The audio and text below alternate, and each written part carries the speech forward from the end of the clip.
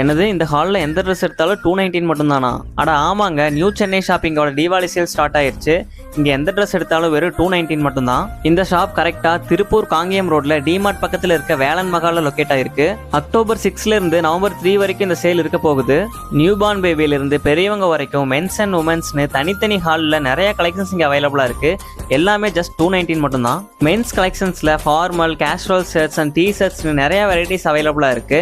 தென் பேண்ட்ஸில் cotton, jean and night பேண்ட்ஸ்னு எல்லாமே 219க்கு கொடுத்துட்டு இருக்காங்க. தென் உமன் செக்ஷன்ல crop top, full top and party வேர்னு ஏகப்பட்ட கலெக்ஷன்ஸ் வச்சிருக்காங்க.